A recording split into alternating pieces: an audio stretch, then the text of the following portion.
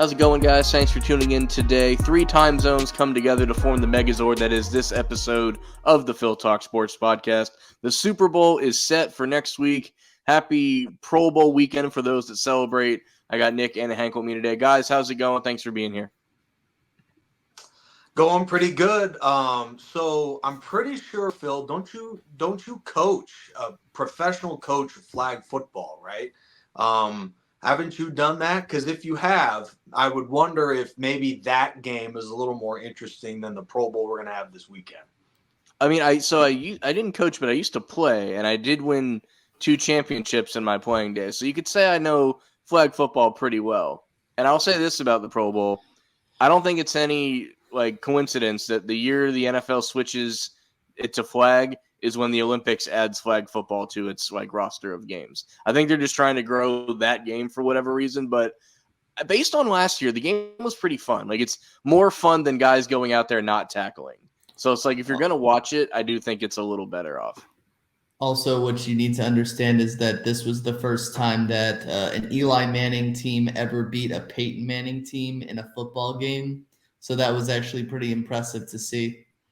But the tides had changed since Eli had never beaten Peyton in a regular season game.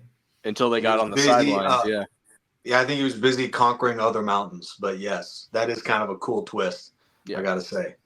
Much like other years, I contemplated going to the Pro Bowl because it's an hour away from me. It's up in Orlando at the Citrus Bowl, and I really threatened to go this year. I really thought this was going to be the year, but it does not look like that's happening. So I will probably watch it at home, a little bit of it. I didn't know this, the Pro Bowl games, the dodgeball and all the other crap they do, they're filming that in UCF's indoor practice facility right now. So, and then they just air it whenever they air it. So I thought that was kind of interesting. I think that they already aired it because Kelly recorded it. Okay, yeah, I think it aired. The game stuff aired today. I think a few more things go tomorrow, and then the game itself is on Sunday or Saturday, whichever it is.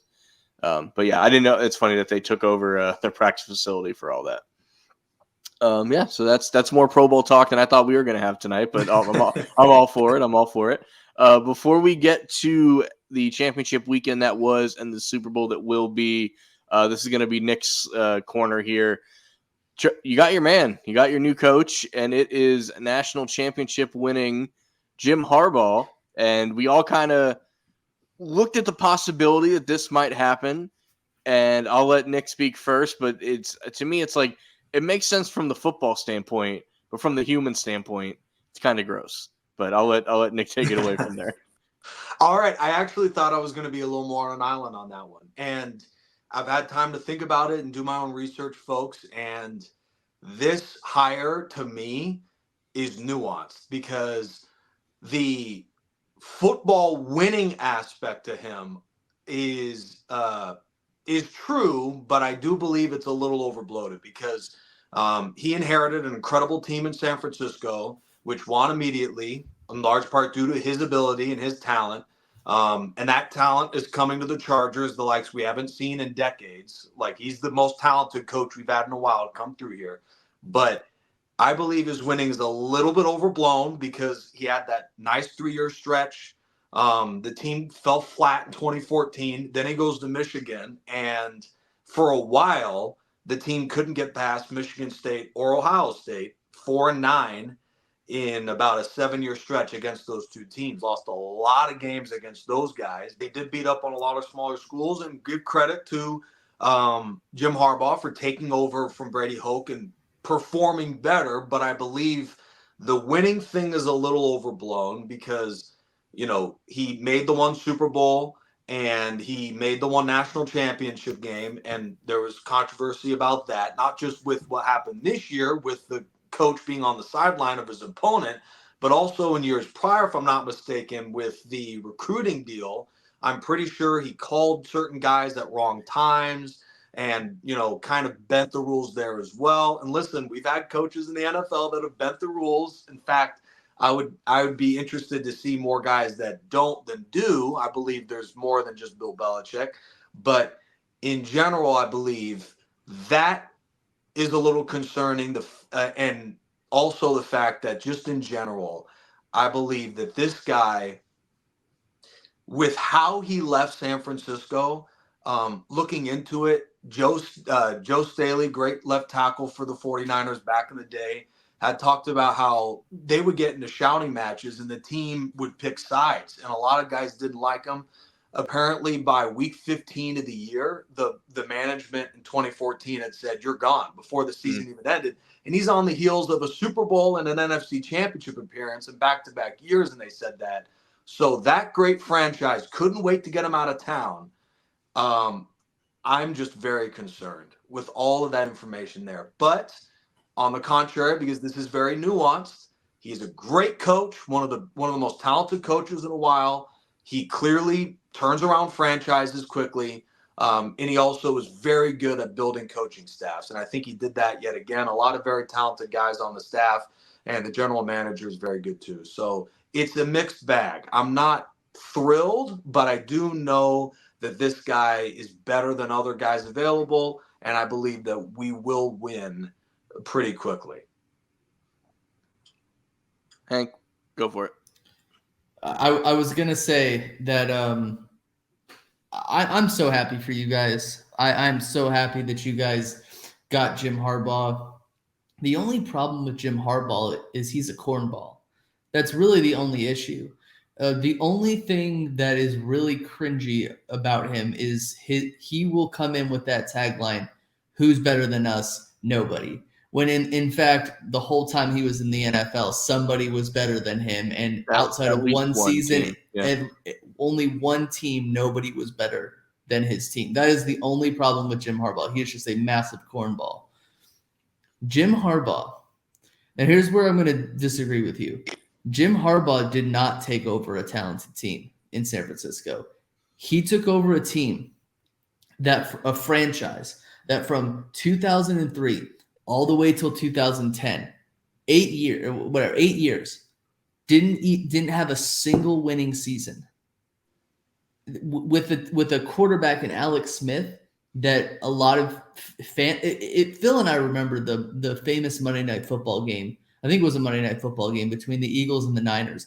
And by halftime, Alex Smith was playing so bad with Mike Singletary, a head coach, that the fans wanted him replaced with David Carr. Mm-hmm. They wanted him replaced by a guy whose career was a car wreck. Okay. And then Jim Harbaugh comes in. And the 49ers did have a lot of good players, but that team was bad for years. Harbaugh comes in, first season, 12-4, 13-3, yep. NFC Championship game, loses to the Giants because they lost their punt returner for the game. Let's be honest. Oh, yeah, Kyle Williams fumbled it. The guy that the guy they had to use to return it, fumbled two, muffed another one. Yeah, they basically lost that game on special teams alone. It was bad. And then the next year, he takes a team with Alex Smith for half the season and then replaces him with Colin Kaepernick mid-season. You're thinking to yourself, why are you replacing a successful quarterback with some guy that no one's ever heard of? Well, he replaces him with Colin Kaepernick, and they go to the Super Bowl. And they're three really bad plays at the end of the game from possibly winning that Super Bowl. And then the next year with Colin Kaepernick, they go to the NFC Championship game. So, here's the thing, right? I know he only lasted 3 or 4 years. 3 years in San Francisco, right? 4, right? 2011, 2012, 2013, 2014. I will say this right now.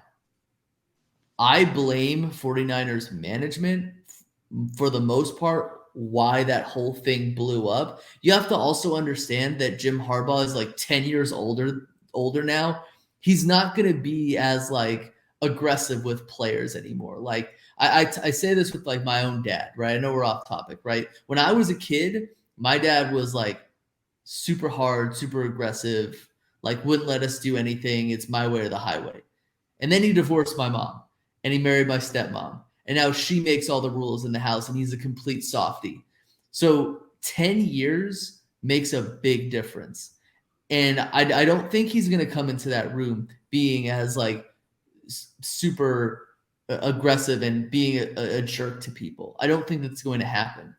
I think that this is a great opportunity for him. You got a great quarterback. You got a lot of good offensive players. I think fix the defense. And then, dude, I think you guys could win 11 games this year or more.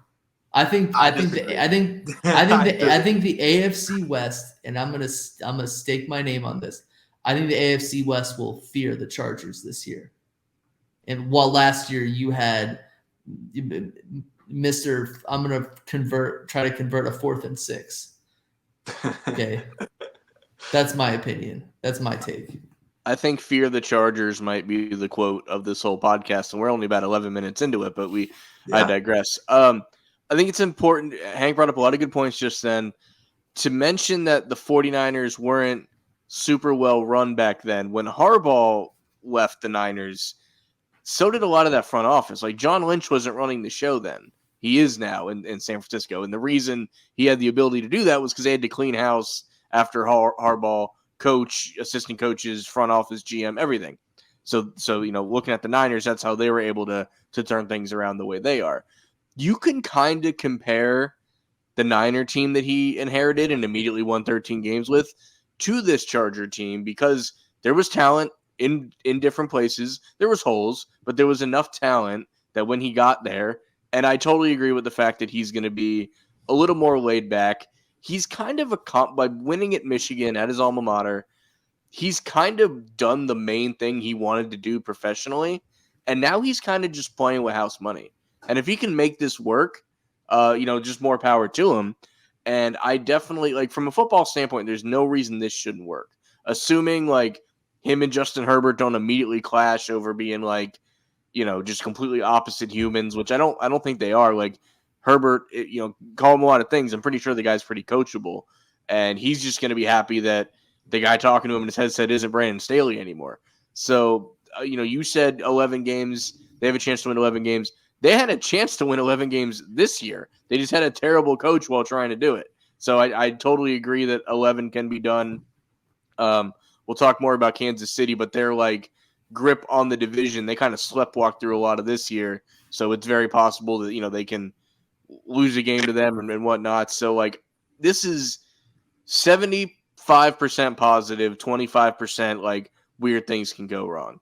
There's going to be stigma, that he like parachuted away from college with all that, drama to the NFL. And there was supposedly something they were trying to put in place that was like stop coaches from being able to like screw things up for a college program and just run away for NFL money. Apparently whatever they were trying to do didn't work because he's here now.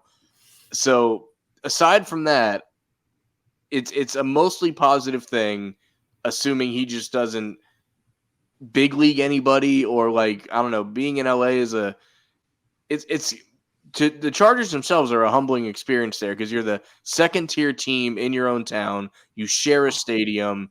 You can't really big league anybody. Your only chance is to just do your best to make this work. And it's a great starting point. He's not inheriting the record of that team does not dictate the talent on that team. I think we can all agree with that. So I think what we're all agreeing, we have to keep your eye on the guy, but this is a mostly positive move for the Chargers. There's going to be memes. People are going to make fun of it.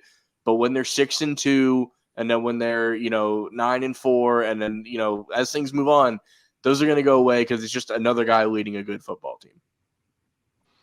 Yeah. See, I guess my concern is because I believe there's a chance they could turn around, like you say, immediately.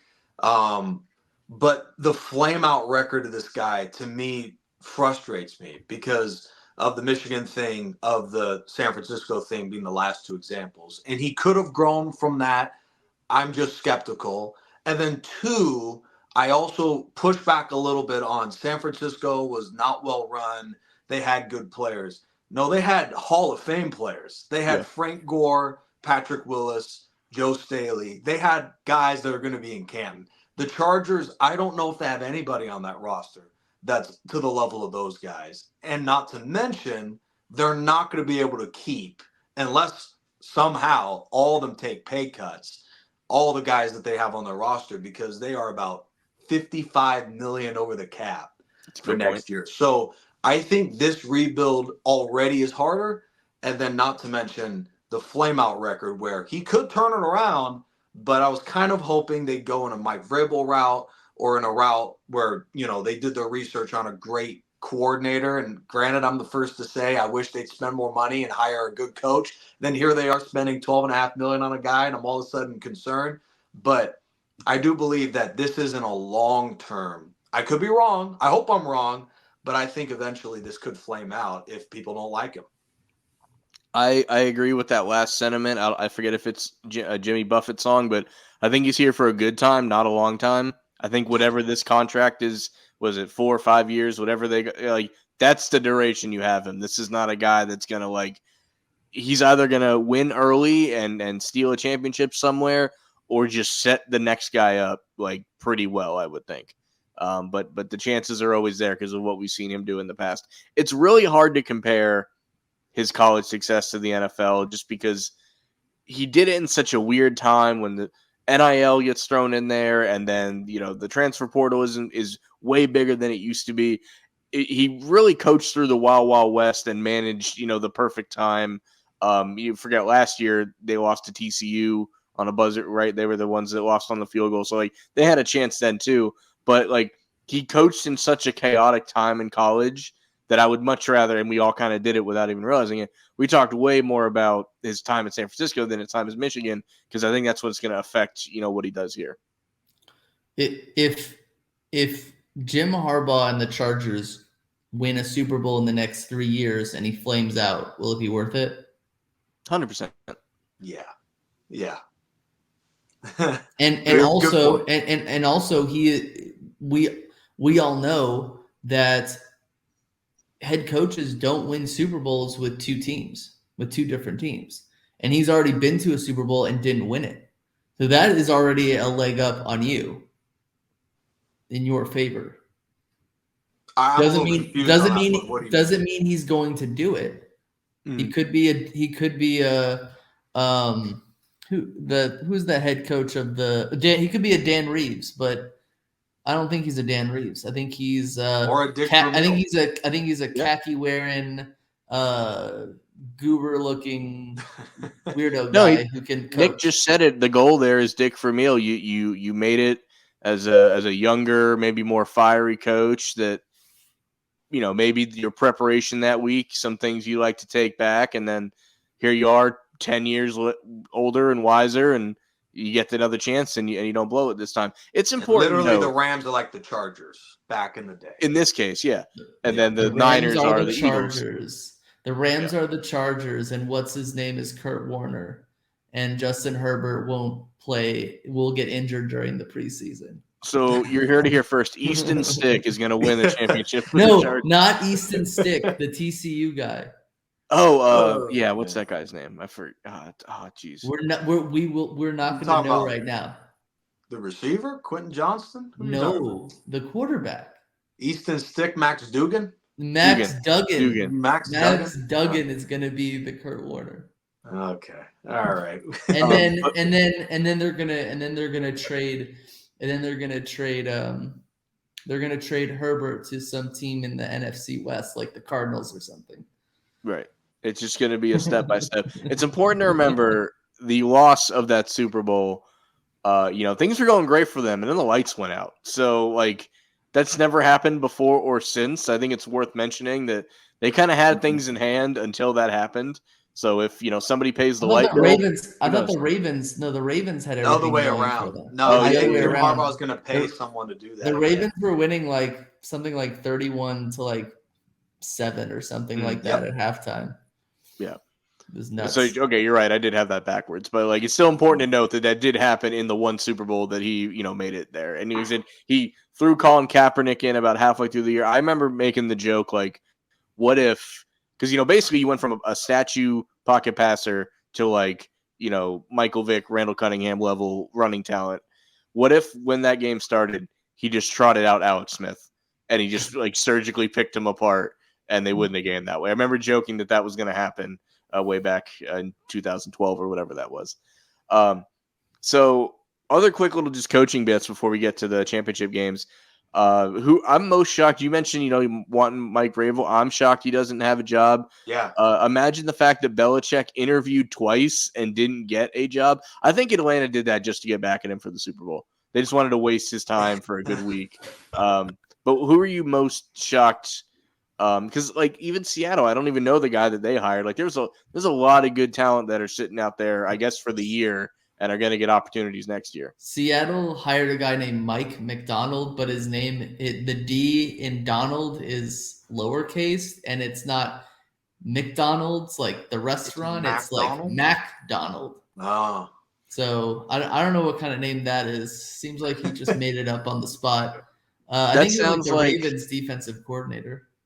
That sounds like the coach because he's replacing the greatest coach Seattle's ever had. He's like, nobody really has a chance at doing this, so let's just give it to someone that we can scapegoat and then find our real guy in a few years. I thought that the Seattle Seahawks were going to hire Dan Quinn, Same. which I thought would have been a better idea. Oh, I'm going to answer your question in a completely different way. I'm not going to tell you who I think, because I'm a rule breaker here, and I said that the NFL should fear the Chargers. What I think is very interesting when it comes to head coaches, and I'm gonna highlight Dan Quinn at this point in time. Dan Quinn has been a highly sought after candidate for like the last 2 years or last 3 years. Like people have wanted him, and I think it's kind of ridiculous that his stock went way down after that like horrible choke job to the Packers, because it basically took everything he did during the regular season. Like the Cowboys, some of those guys were like nobodies before the season even started. Like the last 2 years have just been complete nobodies, and he's just been a plug and play guy. And the Cowboys had like the number 2 defense in the NFL, and now after one really bad game, people are like, oh well, he sucks. So it's like I just don't understand that, because before that game, he was good. It's almost to say like a coordinator can't have a bad game without like losing all potential opportunities. Like we remember the Super Bowl 51 where Kyle Shanahan just absolutely crapped the bed against the New England Patriots, and they barely scored any points in the second half. And he became a pretty good, like a really good head coach. It's like, I don't really understand that whole. I mean, it didn't stop Washington because they're like, cool, no one else is taking this guy for whatever reason. Like, no, I know and that. You know, like, a division rival's secrets. Yeah, that's a big plus. I know that, but like, how come a guy like Ben Johnson, who did go back to Detroit, which good for Detroit, they actually do have another chance, but like he crapped the bed too. And that didn't stop anybody from being like he was halfway, or the Commanders were halfway to meeting with him before he was like, just kidding. Yeah. I'm staying in Detroit. I hear you. But when it is a wild card playoff game and you give up that many yards, guys were literally so open, the most open of any receiver in any game all year. Was that one touchdown where Love threw it across to the tight end. He literally was backpedaling and still got in the end zone. I don't know. I have a little Josh McDaniels vibes with the guy where it's like, yeah, you know, you did some good things with New England, but you also inherited an incredible player like Micah Parsons as coordinator too. I hear what you're saying, though. He was great for 17 games. And then the 18th game, he was downright pitiful. And how much of it was him? How much of it is the culture of the players and the fact that they didn't show up? I just think they overlooked the Packers. I think that they just came up with a really bad game plan, and unfortunately, that just happened to happen in the playoffs. You know. Yeah. And now I don't know why Bieniemy didn't get that job. That's so weird. Is he even still in Washington, or is he just out floating in the abyss somewhere? Bieniemy, my theory on Bieniemy is that when people were saying he was getting rejected from jobs, I think that he was interviewing and he was rejecting the jobs. I seriously believe that, because I remember in 2020 season when right before the Chiefs played the Buccaneers, the Eagles were trying to get a head coach.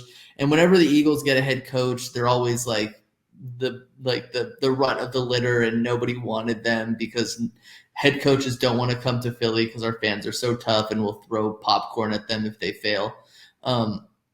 But like I remember the Eagles interviewed Bieniemy, and it was one of those things where it got back to Andy Reid, and Andy Reid was like, they were like, why didn't Bieniemy go to Philadelphia? And he was like, well, they weren't like serious about him. I was like, they spoke to him. Why wouldn't they be serious about him? Like super highly sought after. And instead they went for Instead they went for Nick Sirianni, a guy nobody had ever heard of. I think he's rejecting these jobs is what he's doing. Do you think maybe Vrabel is doing that? You think maybe other coordinators are doing that? I think a lot more of them are doing it. There's a possibility Belichick might have rejected that Atlanta job. Then why would he have gone back twice, though? Like, what's the point? Maybe he had a change of heart. Maybe he wanted too much money. Let me give you an analogy on this, right? So when I got my teaching, like before I got the current teaching job that I have right now, I interviewed with a school twice. 2 times I interviewed with them. The first time was like, hey, what's up? This is what we want you to do. For the second interview, I gave it to them. Then they interviewed me again. And then they're like, would you like to work for us? And I said, let me think about it. And then I saw how far away they were in like South Dallas. And I didn't want to live in South Dallas. So I had to go back to them and say, hey, I'm not interested. I'm going to go somewhere else. It's very possible something happened there. True. I mean, it's possible. He saw some weird people in Atlanta. Changed his mind. He saw sketchy people down there. So my theory, real quick, before we get to the title games, my thing with Bieniemy, my theory, I almost go the other way. Either he's a terrible interview, whether that's he feels entitled that he should already have a head coaching job because of like, especially back in like 2020 when he was being like hyped up, like people were screaming on like first take sets, like why does this guy not have a job?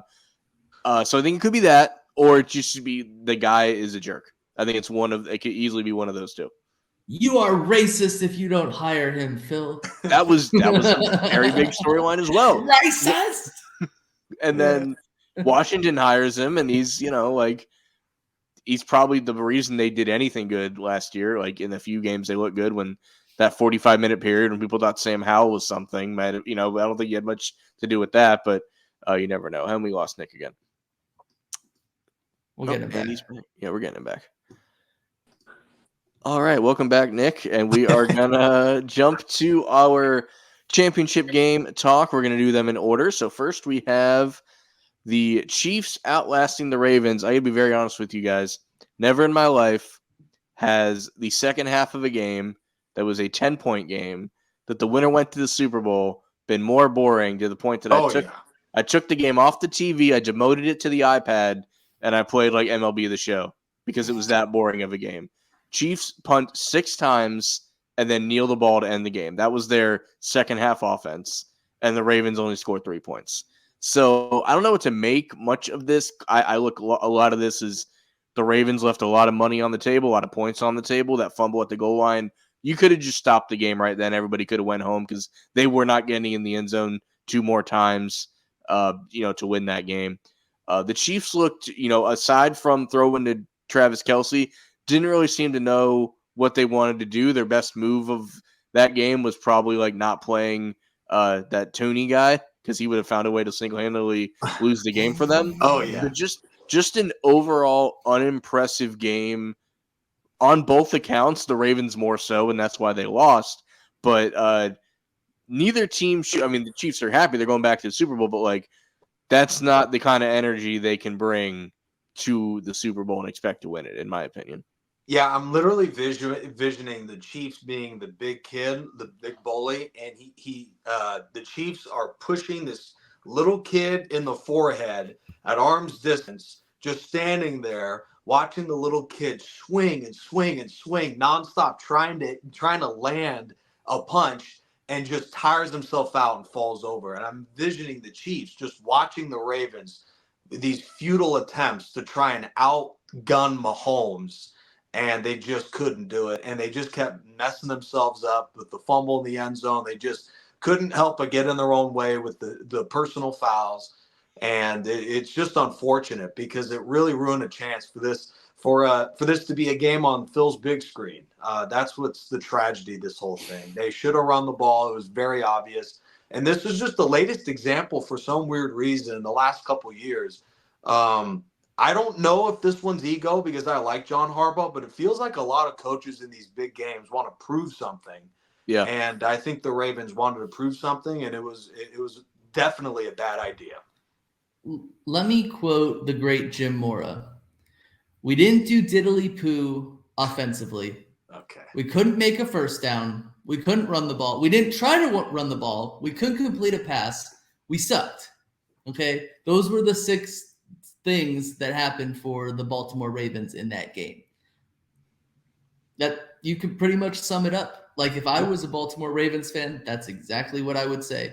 And it's a shame that people will look back on this season that Lamar Jackson had and be like, this was how they went out. And it does suck. Like I personally think that if the game was like a 35-31 game, people's opinions would be totally different. Yeah, because they're like, yo, Lamar Jackson, he didn't win, but you know what? He put the team on his back, and the Ravens had a good offense. They played against a good defense. They did what they needed to do, but at the end of the day, Mahomes is just an elite, like a more elite quarterback. You know what I'm saying? But I don't know that, not to cut you off, I don't know that that's what made the difference in the second half. Like, the Chiefs scored 17 points and said, you know what? That might be enough. And they just took it in the teeth for a whole second half and only gave up 3 points, and that was it. It really makes you appreciate what the Eagles were able to do against the Chiefs on Monday Night Football this year. Like, as bad as they ended, like, they did the complete opposite that the Ravens did. Because the score was the same. The score was the exact same. Right. And they were in Kansas City. The Chiefs didn't score any points, and the Eagles scored 21. I mean, the Eagles scored 14. Right. But again, I really think that it had to do with imbalance in their offense. Gus Edwards should have gotten the ball way more than he did. I think that they just relied on Lamar too much. And like I always say, when you're in the playoffs, you can't rely on passing the ball on the quarterback the whole time because there are elements. When it's a different Brady game. Or Mahomes, that's literally it. Or Montana, or one of those guys. When Lamar had the pass that he technically threw to himself, which only ever happens in the most ridiculous of scenarios, I was like, oh man, he's out here to, like you said, he's out here to prove something. And you know, because guys weren't getting open, you know, things weren't working out for them. They brought Mark Andrews back. Like, how, you know, he's not 100%. Is he 60% to the point that he's actually a detriment to the team? Or is he 80% and he's toughing it out? Because an 80% Mark Andrews is better than most tight ends in the NFL, but not a 60% Mark Andrews. You know, that's the other guy likely was, you know, popping off towards the end of the year as well. So, like, they had tight end help. Like you said, maybe it was just, if they were going to win that game, it needed to be the Lamar show. They weren't prepared to win it any other way, which is, you know, not a great way to go about it, and they definitely paid for it. And like I said, while the Chiefs did enough to win, you know, the last 2 quarters of football going into the Super Bowl, they scored no points. They punted 6 times and then kneeled the ball down. So that's, you know, not super hot going into the game, but I'd rather go, you know, head into the game backwards and heading home forward, which is what the Ravens are doing. So there's that. All right. Next, the big question from the NFC Championship game. Was it a 49ers comeback or was it a Lions choke job?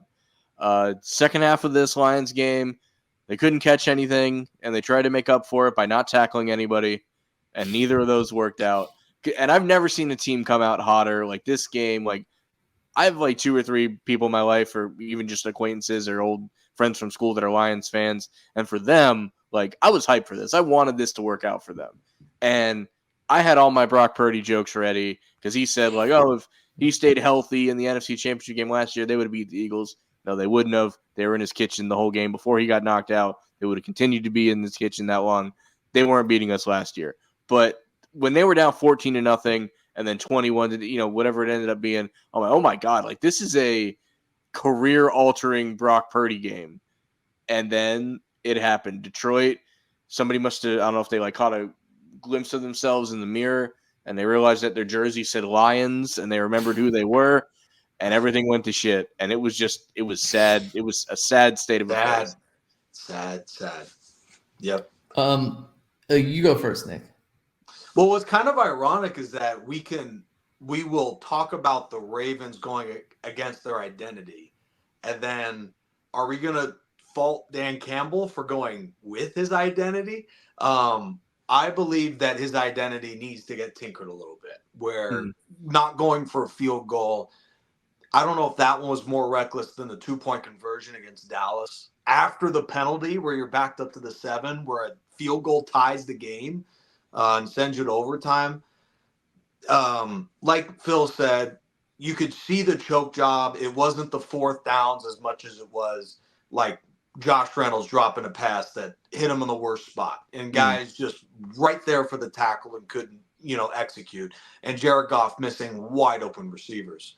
So unfortunate timing, but the Niners at the end of the day, as much as Brock Purdy made some mistakes early in the game and Christian McCaffrey took a while to get going, they were the better team and the better team won. But it's just unfortunate because Detroit, I don't know if they're going to get that chance again. Like Dan Campbell said, I'd be shocked if they do. And if they do, they'll probably be ready. It's just unfortunate they probably won't get that chance.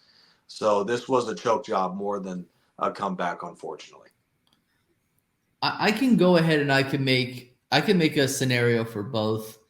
I think because the Eagles played the 49ers this season and we could not tackle them either. They are just, oh my gosh, such an elusive team. They get so many yards after the carry. Deebo Samuel is a Pro Bowler. Christian McCaffrey could be the MVP this year. They play smart usually. They have a great defense in terms of like when it matters, they're probably going to keep you out of the end zone.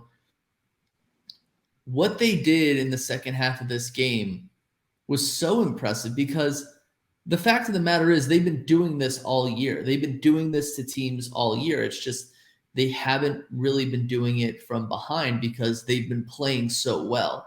I totally agree with Phil.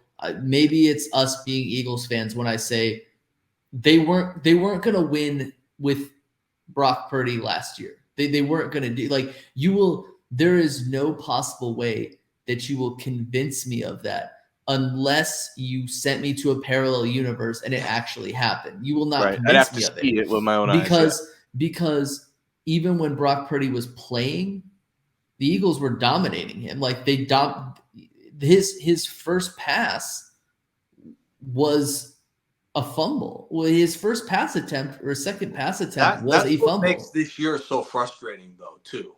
Seeing that this year's team was not last year's team.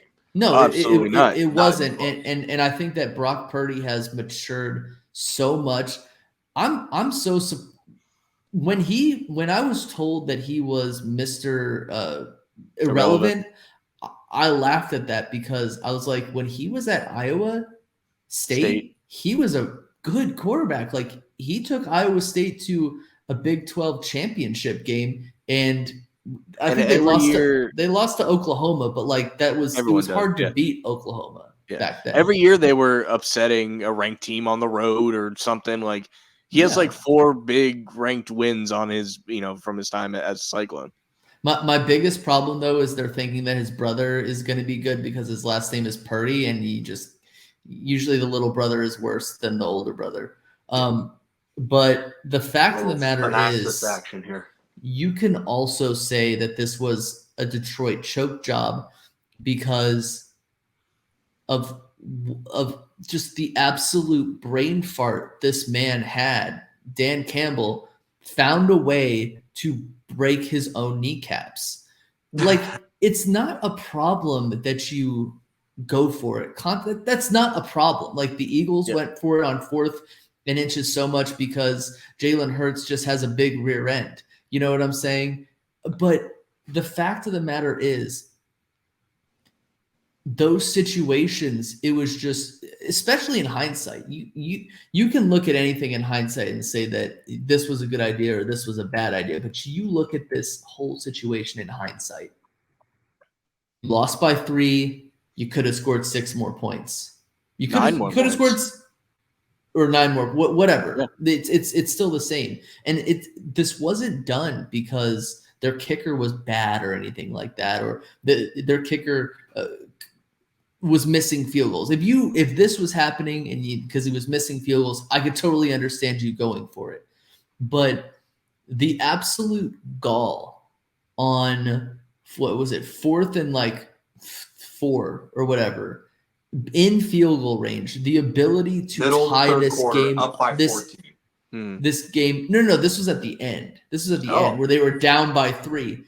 Passing up the opportunity to tie the game. To tie the game, and then your excuse was, well, if we didn't do it, then they were just going to run the clock out. Well, guess what? They scored a touchdown on their next drive in like 4 minutes. That wasn't bleeding the clock out. You had plenty of time to go down and score a touchdown to tie the game up. But that didn't happen. It's just, he broke his own kneecaps here because he could not deviate from the original game. Like, again, was it horrific that they went for it on 4th and 2 and the receiver wasn't able to catch a pass that was behind the receiver? I could understand that. I still would have kicked the field goal. But being down by 3 and being able to tie the game is much different than being down by 3 and now you got a turnover on downs and now the other team scored a touchdown and now you're down by 10 and you lose by 3 when you could have won by at least 3. Yeah. I had an issue with that, but I had a bigger issue. You're up 14 in the middle of the 3rd quarter. Your opponent would be crushed if you kick a field goal there versus going for it where the opponent knows we got a good defense. We stop you once, we can turn the whole game around on one play. And you gave them that one play when you didn't need to. Could have kicked the field goal and went up 3 scores. And chances of defending a 3-score lead is huge with 20 minutes to go. If I'm Dan Campbell, I know how he is in this scenario. Like, I got to be aggressive. I got to go for it all the time. When it didn't work the first time, like, I'll give myself one because this is how I am. The second the first one didn't work, going for it, I'm like, all right, I'm taking every point I can get from here on out. I tried it. Especially didn't when work. you're leading. Yeah, like, I tried it. I stayed true to form. I didn't act like I didn't believe in the guys because the other's argument is you got them by 14, step on their throat, like stomp it out, like finish it right now. So like, and that's what he's thinking. That's his, machismo, the way he's got it going. But the second it didn't work the first time, it's like, I'm not passing up another point, moving on. If he kicks any of those field goals, it's just, and credit to the Niners for like, the biggest thing they did is not give up. That's the biggest thing. Because they could have been like, here we are again. Nobody's hurt, but it's Philly all over again. Because here's the reason I go more Lions choke job than 49ers comeback. Everything the Niners did wouldn't have mattered if like 3 guys catch wide open passes. Let me all that would have been null and void. Let me ask you a question, and I hate to bring back some PTSD for you, Nick. Much like last year when the Chargers blew that lead to the Jacksonville Jaguars. Yep. Do you believe that they were sitting there thinking to themselves, we could possibly win? Or do you think that they were just like, we're just going to play for pride and see what happens? Like, you're talking about the Jaguars? I'm talking about both situations, like especially this too, because someone came out and they were like, George Kittle said like, oh, I knew we were going to win anyway. And I was like, did you? I mean, I'm all for, having faith in yourself and your teammates, but like the thought that they sat back and said, "Oh, that's cute. Detroit has the lead," and they flipped a switch. Like that's laughable. That didn't It's happen. easy to say in hindsight that Sure. you won the game. Yeah, and You that's can what make up should any say. you can make up any story you want. Like you could be like, well, we did a bunch of weird things in the locker room, and that's why we were able to win. Like, what's he gonna say? Was Kittle at the press conference with his NFC Championship hat? Like, I thought we were done, man. I was at halftime. I was packing my locker up. I thought we were Cancun on 3. Like, he's not gonna say that, even if he thought that. Now, who said they had us in the first half? Who said that in the post game? I forget. Kittle. I think it was Kittle. Kittle said it. Okay, well he's the only one with like a personality on that team. It's got to be him. Yeah. So. Well, no, you mean a good personality. Yes. Good clarification. Deebo Samuel has a horrible personality. Yeah, he's an asshole, is what he is. All right, I'd like to see that. But to me, it just comes down to it's super simple to me. I believe you give a team life when you do stuff like that. So in the Niners Lions game, you give a team life by going for it on fourth when you already are in control of the game. And then if you're the Chargers, you pick off Lawrence 4 times in the first half, and then you let them drive all the way in for a touchdown to close the half, and you just give them a little bit of confidence by doing that. So don't give your team confidence by doing those little things. Put them away. If people think that momentum isn't really a thing, they're dead wrong because the Lions lost their momentum the moment that fourth down they didn't convert that fourth down. Had they kicked that field goal, I think the game could have been different. Yeah. I think that teams that come back are teams that are able to gain the momentum. And when you lose the momentum, it's any sport. It's baseball, it's basketball. Well, I don't know much about hockey, but it's also football. Matt Ryan lost a fumble on a sack down 28-3, and that was the play that helped spark that one. If you lose the momentum, you might never get it back unless like the other team makes a mistake.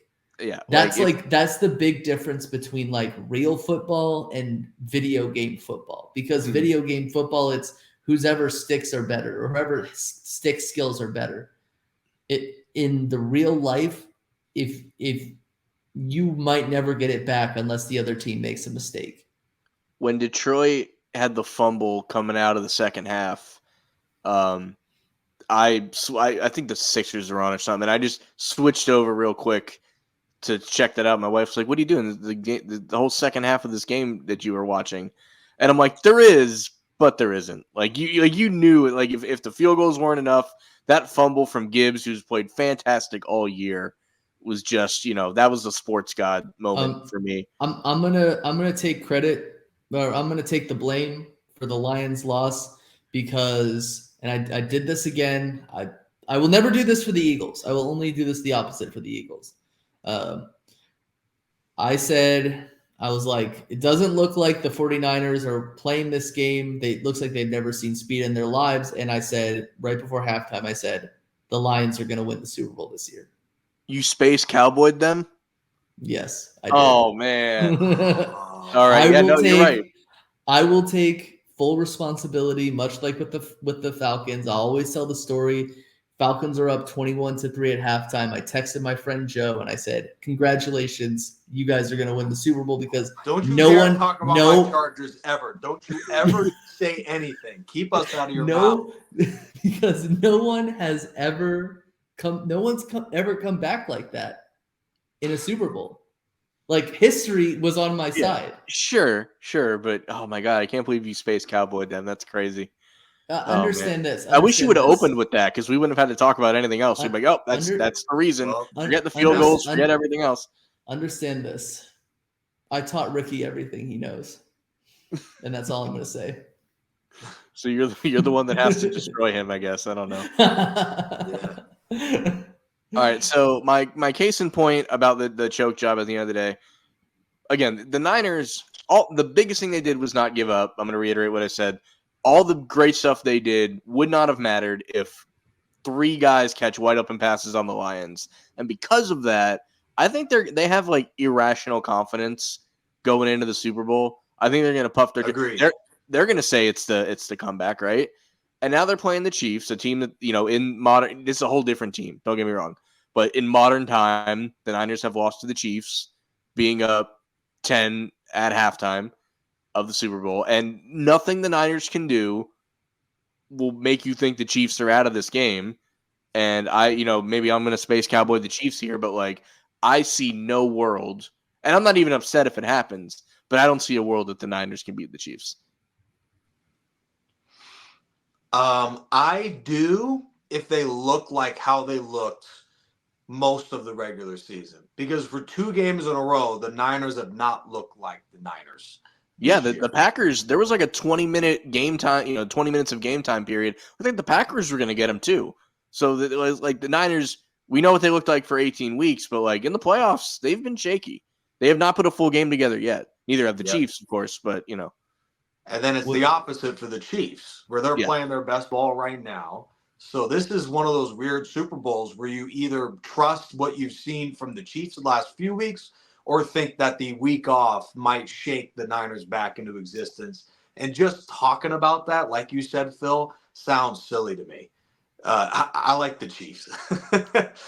I think I'm going to disagree with both of you where I say this. The Super Bowl essentially is a crapshoot. Yeah, it's 100% a crapshoot. Teams that have played well in the playoffs sometimes play like dirt in the Super Bowl. It happens all the time. You're hoping for a close game if you're just a spectator. The last time these two teams played in the Super Bowl, the 49ers were dominant in the playoffs, dominant the whole time. They destroyed the Vikings. They destroyed the Packers. They were great in the playoffs. The Chiefs, on the other hand, were the shaky team, where they were losing to both the Texans and the Titans at halftime, and they had to come back to win. So every single one of their games in the playoffs were comeback games where they had to reach into their pockets and come back. Well, now the tables are turned completely because the Chiefs have been winning in every playoff game that they've played in, I believe. Or actually, no, they were losing to the Bills at one point. I think the Bills was their most impressive playoff win. When they get past that, it was a wide open layup for them. Hank, you make a great point.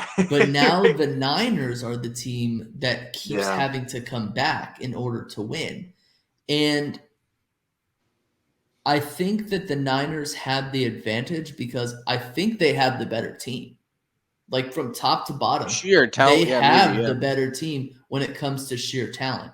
I feel like the only thing hurting the Niners is the fact that I think the only hill they need to step over is Kyle Shanahan in the fourth quarter needs to get it right.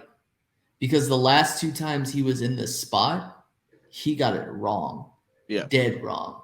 And he choked 2 Super Bowls away when he could have had a Super Bowl ring as an offensive coordinator and as a head coach.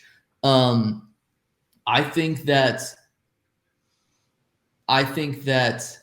really the 2 things helping the Chiefs are their defense, which I think their defense is better than the 49ers defense in terms of like suffocation. Mm-hmm. They don't get as many turnovers, but they are a suffocating defense.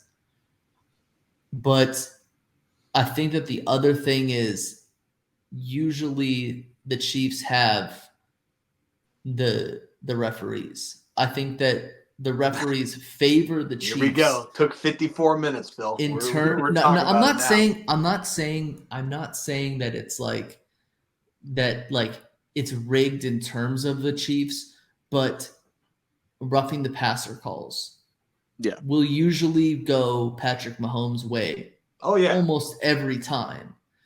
So I really think that this is a situation where their tackles hold a lot. Their tackles do hold a lot. It's obvious. It is obvious. I think that is helping them out. I do think though that if I'm looking at it like this, I do think that if the 49ers are down by 10 points, I am not sure that they're going to be able to come back because of how good of a team the Chiefs are. Now, the Chiefs have lost a lot of games this season. Patrick Mahomes has looked horrific at certain. That's why he's not the MVP this. That's why he's not competing for the MVP this year. Brock Purdy has more of a compete again for the MVP this year. But I think that the 49ers are favored to win, and I think that that's honest so that they're favored to win because they played better this season.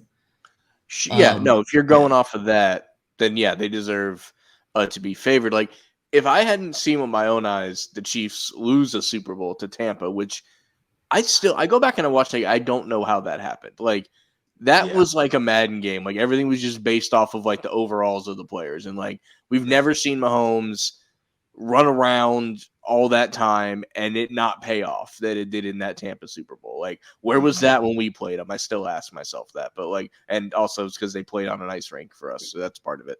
But also our defense wasn't as suffocating as our defense was a bend but don't break defense. Right. The Buccaneers defense was like predicated on like absolutely suffocating you. And that wasn't our defense. Our coordinator had like a foot and a half out the door already. So that's our key coordinator. Yeah. But back to what you said, it's like, no, the NFL's not scripted or anything, but like, do the NFL want like Travis Kelce and Taylor Swift like making out at midfield with the confetti raining down after the game? They do. Absolutely, they do. So if they can nudge something here or there, they're gonna. That's happening. Yeah, we know that. Yeah, like whether you think it's rigged, or not, I think that if you did think it was rigged, you would think, we want it to be we would want the Chiefs to win their 4th Super Bowl. Because Nick, I know you had something to say too. I'll wrap up this point that we're making here. When people talk about stuff being rigged, sometimes they think it's like the team's doing it, but it's often not. It's still like, I watched an interview that just popped up on my feed back when Kobe was still with us, and they asked him about that like Lakers Kings series in 2002.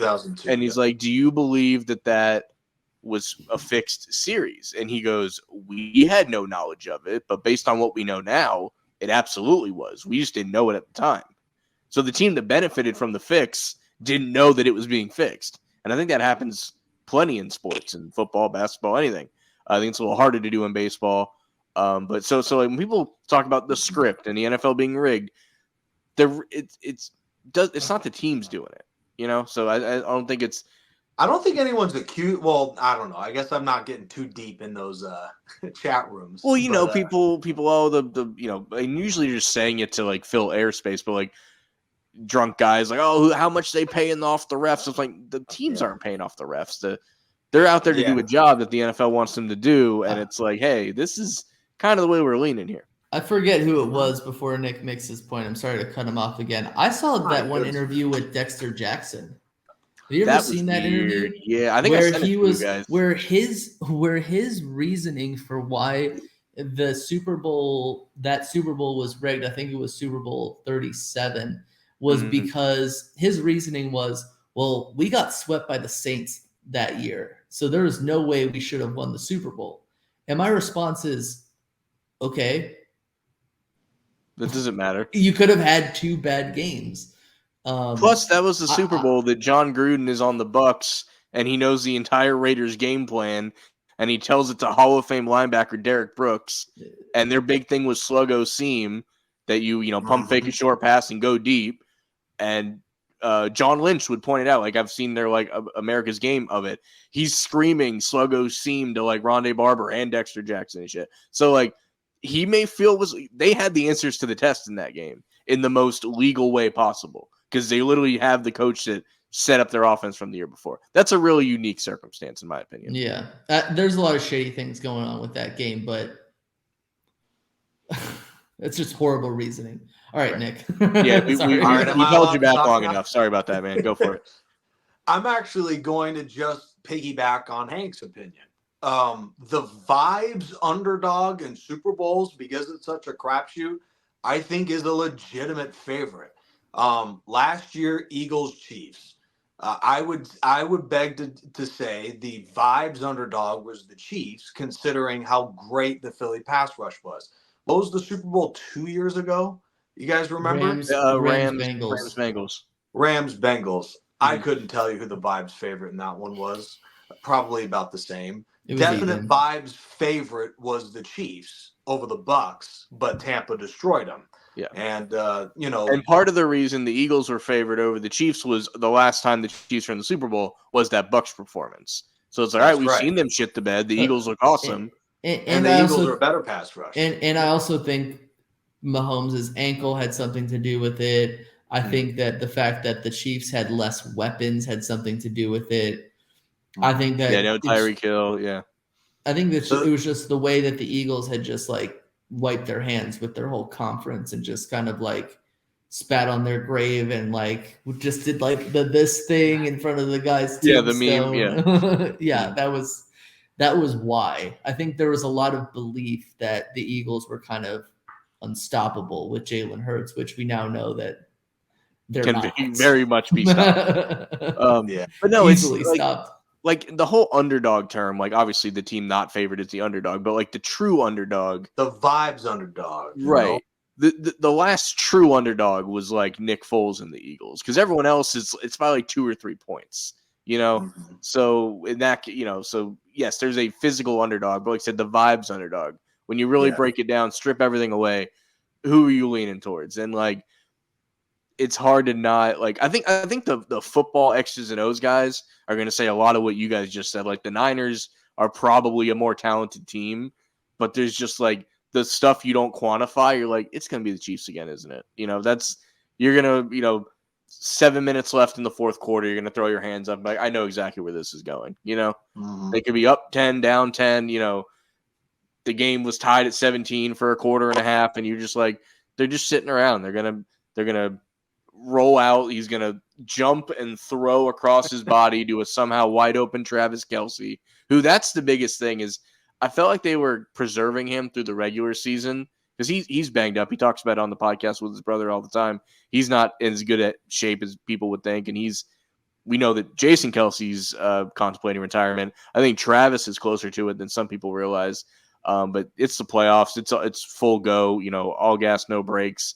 And, I would not be shocked for him to like, that's another thing. And maybe it's Taylor Swift, maybe it's not. If he has another 11 catch, 164, 2 touchdown game, maybe Travis Kelce is the MVP. And he's probably the first tight end to do so in the Super Bowl. Like that would be an incredible storyline too to happen. Like I could totally see that happen. Wasn't the Super Bowl MVP for the Colts Cowboys game a tight end? Like Mackey maybe. Or something? John Mackey. Yeah, you might be right. Wasn't he the MVP of that one? He might be. Wasn't he the co-MVP? There was a year of that, yeah, because the Cowboys. There was a year where the Cowboys had a co-MVP. He's the only to win an MVP on a losing team was Chuck Howell. So, hold on, just kidding. He wasn't. You're right. I was really dumb for saying that. Yeah, you're right. Yeah, he should have been the MVP, is what I'm saying. Sure. But if there has been one tight end MVP, like if like Dave Casper has one from the Raiders early year, I wouldn't be shocked. But like it's been a long time, so if that were to happen, that'd be pretty. Come to think of it, that actually there might have never been one. I don't think. But the only way Travis Kelce gets an MVP is if like Patrick Mahomes throws like 2 touchdowns to Travis Kelce for like over like 150 yards, and Mahomes also has 2 interceptions. A tight end has never won Super Bowl MVP. Never. Wow. Like research team. Like it's one of those situations where Mahomes has a garbage game and still wins, but Travis Kelce has an excellent game. Yeah, that's the only way that's going to happen. I feel like if that happens, 17 for 40, and all his big plays go to Kelce. That's how that works. Yeah, I feel like if that ever happened, then I think just like how Hank jinxed one thing, I think Phil just jinxed another. So I'm just giving you a storyline possibility. If you're a bettor out there, like it's legal here in Florida now. I haven't placed anything yet, but like if you want a flyer on something, first ever tight end Super Bowl MVP. The odds have got to be immaculate to that. You just can't bet in a team facility. That's all. Correct. Yeah, and if you are on a team, stop betting for your team. For that team, yeah. Yeah. Especially when you are on the field. Ridley. Yeah, and the defensive back for LSU, that thing that happened, recently this year. Jeez. All right, any closing thoughts, guys? I think we covered a lot tonight. I think we're underrating Isaiah Pacheco. And I love his name because sometimes his name is pronounced Pachinko. And I like Pachinko. I like the Pachinko game. So I'm just going to call him Isaiah Pachinko.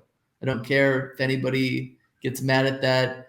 His name is now Isaiah Pachinko, and I have no idea how the Chiefs were able to find this dude in the 7th round.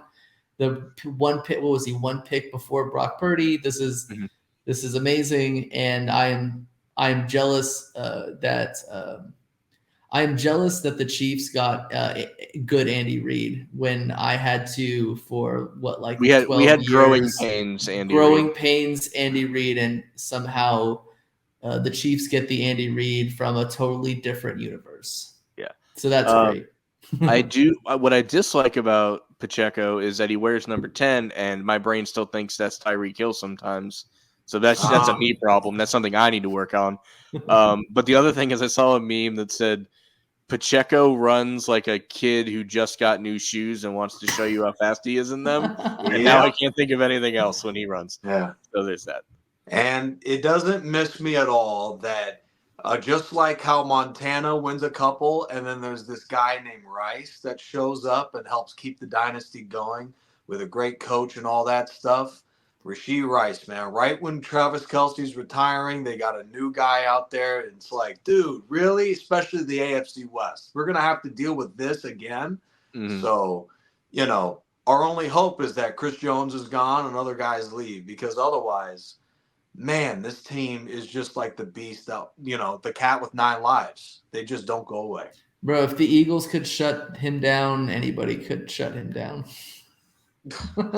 yeah, based on what we saw this year, but it's crazy that in the blink of an eye, another football season is come and gone, and we're about 2 weeks from pitchers and catchers reporting, and we got some spring football, and then next thing you know, we're all going to be sitting here talking about the draft again. So it just keeps rolling and rolling, and I appreciate you guys for being here on this journey each and every year. So thank you all for tuning in, and everyone enjoy the Super Bowl, get your bets in, and we'll be back with a recap show in a few weeks. So everyone enjoy, and we'll see you next time.